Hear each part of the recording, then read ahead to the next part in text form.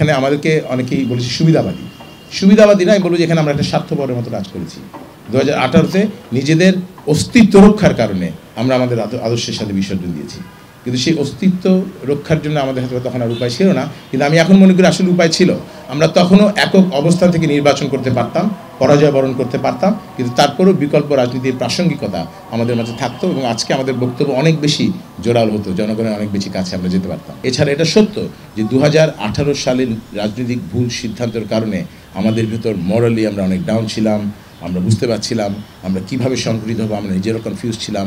সব কিছু মিলিয়ে আমাদের একটু সময় লেগেছে, এটাকে আমরা স্বীকার করি। তবে 5ই অক্টোবরে আমার বাবার চলে যাওয়ার পর আমাদের মানসিকভাবে প্রস্তুতি নেওয়ার জন্য আসলে আমাদের একটু সময় লেগেছে। আমাদের আন্দোলনে সক্রিয় ভূমিকা বিকল্পধারা দল হিসেবে কিন্তু আমরা, যেহেতু বৈষম্য বিরোধী আন্দোলন সম্পূর্ণ নির্দলীয় ব্যানার থেকে ছিল, আমরা প্রথম থেকে যেটা বলেছি যে আমরা দলীয় ব্যানার ব্যবহার করে রাজনৈতিক ফায়দা নেওয়ার জন্য আন্দোলনে অংশগ্রহণ করি নাই।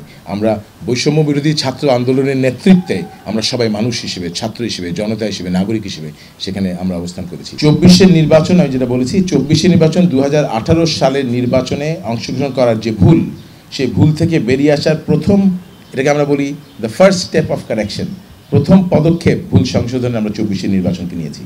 আপনারা দেখবেন খেয়াল করে যে 24-এর নির্বাচনে একমাত্র বিকল্পধারার সাথে আওয়ামী লীগের কোনো ধরনের আলোচনাই হয়নি, কোনো কথাবার্তাই হয়নি, কোনো মিটিংয়ে, যেটা আমাদের জাতীয় পার্টির সাথে আসন ভাগাভাগি হচ্ছে, তৃণমূল আসতেছে, অমুক আসতেছে, তার নির্বাচন, আমরা জানতাম যে এই নির্বাচনে আমাদের কোনো সুযোগই নাই। এবং আপনারা দেখবেন যে আমাকে এবং আমাদের দলের মহাসচিব মির্জা মান্নান দুজনের প্রার্থীদের প্রথম বাতিল করা হয়, আমাদেরকে আদালতের মাধ্যমে প্রার্থীদের ফিরিয়ে আনতে, আমরা জোর করে নির্বাচন করছি। আমাদের উদ্দেশ্য ছিল একটাই, এরকম একটা ফ্যাসিস্ট সরকারের সময় আমি নির্বাচনের পরে আমরা জানতাম যে আমরা ঘুরে ঘুরে মানুষের কাছে বক্তৃতা দিয়ে আমাদের রাজনীতি ফিরে পাওয়ার কোনো সুযোগ নাই। তো নির্বাচনের সময়টা নির্বাচনী ক্যাম্পেইনের মাধ্যমে বিকল্পধারার চেষ্টা করেছি জনগণের কাছে যাওয়ার, এবং আমরা পুরো নির্বাচনী ক্যাম্পেইনটাই ছিল নির্বাচনী বিজয়ের জন্য না, বিকল্পধারার সক্রিয় অবস্থানে ফিরে আসা। আমরা জানি যে 2018 নির্বাচনী ভুলের কারণে বিকল্পধারার প্রাসঙ্গিকতা কমে গিয়েছিল, যে কারণে 2024 সালে যে নির্বাচনী ক্যাম্পেইন আমরা করেছি, এটা আমরা মিডিয়াতে খুব বেশি আপনাদের কাছে খুব একটা জায়গা পাইনি, কেননা আমাদের প্রাসঙ্গিকতা তখন কম ছিল। কিন্তু আপনারা যদি আমাদের নির্বাচন রুলকে ফলো করেন তাহলে দেখতে পাবেন আমরা নির্বাচনটা করেছিলামই শুধু বিকল্পধারার আদর্শে ফিরে আসবার জন্য। আমি দাবি করছি না যে আমাদেরকে পাত্তা দেওয়ার কোনো কারণ ছিল, ওরকম দলও আমরা ছিলাম না। আমরা বলছি যে পুরো, আপনি যদি 2018 থেকে 2024 পুরো সময়টা দেখেন, আমি কিন্তু সম্পূর্ণভাবে অনুপস্থিত ছিলাম। আমি কিন্তু রাজনীতিতে অনুপস্থিত থাকার মানুষ না। আমি একবারের জন্য মিডিয়াতে যাইনি, আমি একবারের জন্য আওয়ামী লীগের সাথে আনুষ্ঠানিক অনানুষ্ঠানিক কোনো বৈঠকে হয় নাই। সাবেক রাষ্ট্রপতির দল বদরুদ্দোজা চৌধুরী 2018 থেকে 2024 একবার টেলিফোনেও আলাপ হয়নি প্রধানমন্ত্রীর সাথে। আমরা পুরো 5 বছর প্রধানমন্ত্রী অথবা সরকারের একটি অনুষ্ঠানে উপস্থিত থাকি নাই। আমরা কমপ্লিটলি ডিসঅ্যাসোসিয়েট করেছি, কিন্তু তারপর এটা যথেষ্ট নয়। আমরা মানি তখন যে ধরনের অপকর্মগুলো হয়েছে সেগুলোর বিরুদ্ধে দৃঢ়ভাবে যেখানে আমাদের দাঁড়ানোর কথা ছিল সেটুকু আমরা দাঁড়াতে পারিনি। কারেক্ট, এটাও সত্যি কথা।